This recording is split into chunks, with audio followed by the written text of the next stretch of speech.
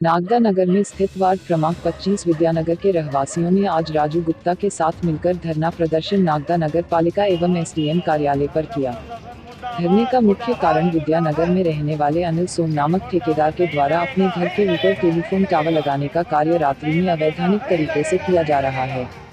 हम आपको बता दें कि अनिल सोम द्वारा पूर्व में इस प्रकार का कृत्य किया गया था, जिस पर रहवासियों के द्वारा काफी आक्रोशपूर्ण आंदोलन किया गया था, जिसके चलते प्रशासन ने कार्य को रुकवा दिया था। परंतु विगत 2 दिनों से अनिल सोम के द्वारा पुनः इस प्रकार का मध्य रात्रि किया जाकर टेलीफोन टावर को खड़ा कर दिया गया है। इस संदर्भ में आज नगर पालिका परिषद एवं एसडीएम कार्यालय पर पहुंचकर रहवासियों ने शासन विरोधी नारे लगाए और टेलीफोन टावर न लगने की गुहार एसडीएम महोदय को की है। परंतु एसडीएम महोदय का ऐसा कहना है कि परमिशन कलेक्टर कार्यालय एवं अतिरिक्त के द्वारा दी जाती है, इसलिए मेरा अधिकार क्षेत्र नहीं है। आप कलेक्टर से संपर्क करें। परंतु यदि कलेक्टर रहवासी लोगों से 50 से 60 किलोमीटर की दूरी पर रहते हैं और कोरोना काल के चलते के पास पहुंचना संभव नहीं है, तो इस वर्तमान समय में हम रहवासियों की समस्या के लिए एसडीएम महोदय ही हैं। परंतु एसडीएम महोदय ने इस बात का आश्वासन दिलाया है कि मैं आप लोगों की समस्या से कलेक्टर महोदय को अवगत करा दूंगा, परंतु टावर रुकवाने का अधिकार क्षेत्र मेरा नहीं है। इसलिए हम मीडिया के माध्यम से यह सवाल पूछते हैं कि कोरोना काल के चलते सभी कार्यालय बंद है और नियमों के अनुसार रहवासी क्षेत्र से 100 मीटर की दूरी के अंदर किसी भी प्रकार से टावर लगाने की परमिशन नहीं है, तो फिर कलेक्टर साहब ने किस आदेश पर अनिल सोम को परमिशन दे दी है। इधर अनिल सिंह के द्वारा पूरे वार्ड वासियों को लेकर के डराया धमकाया जा रहा है कि अनिल सोम के द्वारा संबंधित प्रशासनिक अधिकारियों एवं कलेक्टर महोदय व नेताओं को उनका कमीशन दे दिया गया है, इसलिए कोई मेरे विरोध में नहीं जाएगा और उल्टा तुम लोगों के ऊपर कार्रवाई कर जेल की हवा खिला दूंगा। इस तरह की धमकी देना अनिल सोम के द्वारा इस बात की ओर इशारा करता है कि कहीं ना कहीं अनिल सोम, जो कि भाजपा पार्टी का आदमी होकर के नेताओं का संरक्षण प्राप्त है, वहां नगर पालिका का सबसे ज्यादा कमीशन देने वाला ठेकेदार भी है, इसलिए कोई अनिल सोम के विरोध में जाने को तैयार नहीं है और उल्टा रहवासियों को डरा धमका कर घर भेजा जा रहा है। हम हमारे समाचार के माध्यम से कलेक्टर महोदय से अपील करते हैं कि आपके द्वारा दिए गए आदेश को हम सम्मानपूर्वक मानते हैं, परंतु जहां टेलीफोन टावर लगाया जा रहा है वह रहवासी क्षेत्र है और वहां पर करीबन 1000 से अधिक परिवार निवास करते हैं। यदि इस टावर के कारण किसी भी प्रकार की जनहानि होती है तो क्या आपको तकलीफ नहीं होगी। हम रहवासियों की तरफ से आपसे निवेदन करते हैं कि यदि ऐसा कोई आदेश अनिल सोम के हित के लिए पारित किया गया है तो उसे तत्काल प्रभाव से निरस्त करवाने की कृपा कर रहवासियों को भयमुक्त करें। नागदा से संपादक राजू गुप्ता की रिपोर्ट। ये हमारे पास का लिखा हुआ है, टावर हमने उतरवा दिया था 2-3 महीने पहले। आपको परमिशन देते हैं क्या बनाने? 3 बजे परमिशन आप ये बताएं, मैं आपसे पूछना चाह रहा हूँ, रात को 3 बजे कौन सा कानून है जो परमिट देता है कि आप जाकर टावर खड़ा कर लो? अगर व्यक्ति शरीफ है, उसके मन में चोट नहीं है तो ओपन काम करेगा, छुप के काम कभी भी नहीं करेगा। और वो व्यक्ति सही है तो व्यक्ति रात को 3 बजे काम कर रहा, मतलब कहीं ना कहीं इलीगल काम है। मोहल्ले 3 बजे आप अधिकारी आप क्या बोलेंगे?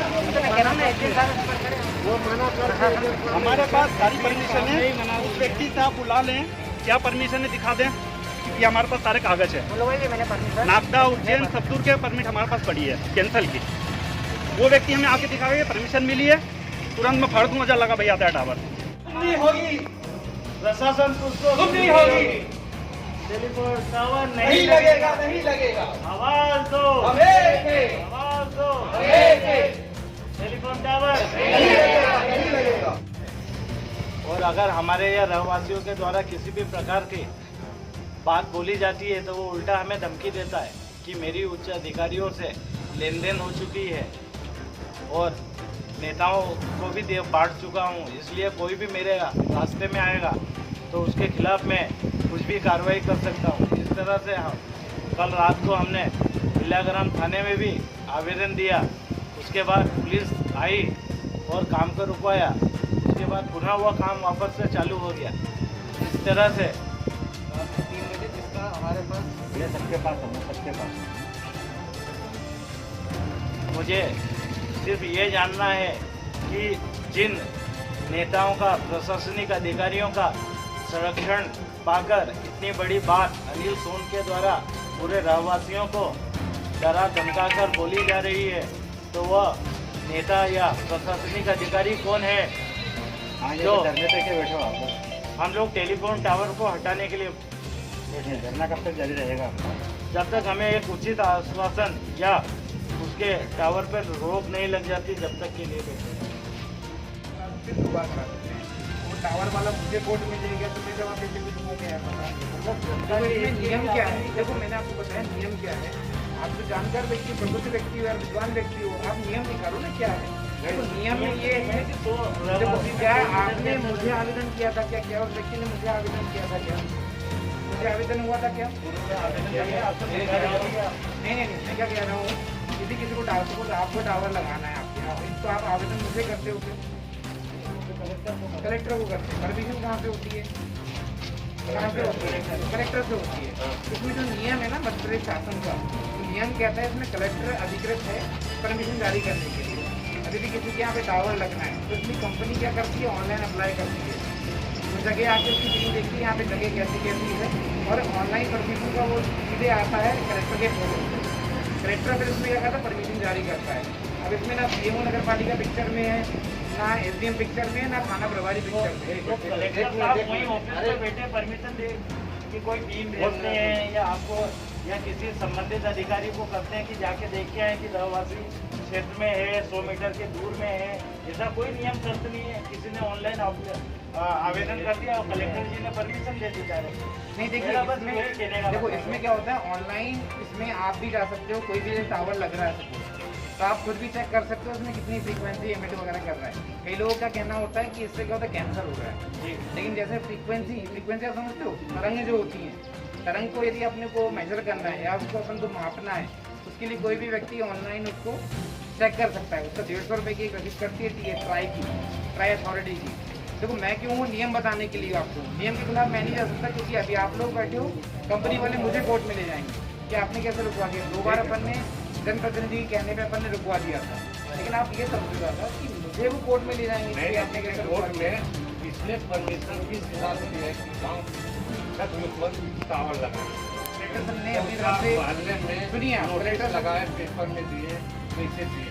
नहीं कलेक्टर सर ने क्या है, अच्छा उसके अंदर क्या होता है कि जब आसपास के लोगों को परमिशन तो ना तो किसी से आसपास ही उन्होंने परमिशन दी, सबकी उन्होंने डुप्लीकेट उल्टे हाथ से साइन कर रखा है। नाम लिखा है उसमें, इवन मेरा भी नाम है, जबकि मेरे को इस बारे में कोई सूचना नहीं। देखो यार मेरे काम क्षेत्र में होगा तो मैं क्यों नहीं करूँगा? आप बताओ, जनता के लिए तुम लोग बैठे हुए हैं। कोरोना का प्रोटोकॉल चल रहा है। अरे हम लोग कलेक्टर साहब के पास जाना चाहिए, हमारी बात को तो वहाँ रख सकते हैं आप। फिर आप दीजिए मुझे, मैं चेहरे भेज दूंगा, मैं कब मना कर रहा हूँ। लेकिन मेरे एंड पे आप बोलो कि मैं एक बार वो नहीं करा सकता। कलेक्टर ऑफिस में देखो कलेक्टर ने 2 टावर लग रहे थे तो उसका तो कोई परमिशन नहीं था। इसको कैसे परमिशन दे दिया? जिला प्रशासन दे रहे हैं। 2 टावर कैंसिल हुए, अभी 3 महीने से ऑफिस बंद पड़े हैं। चालू कर दे। सुनो, अगर वो सही हो आपने रुकवा दिया तो हमारे खिलाफ भी बोलेगा। हमारे खिलाफ भी रुकवा दिया क्या सर? गलत है और बना रहा है तो कानून से प्रोसेस से तो बाद में भी हट जाएगा। सर एक उसके भी तो परमिट होने का छोटे बच्चे को मत लाया करो यार।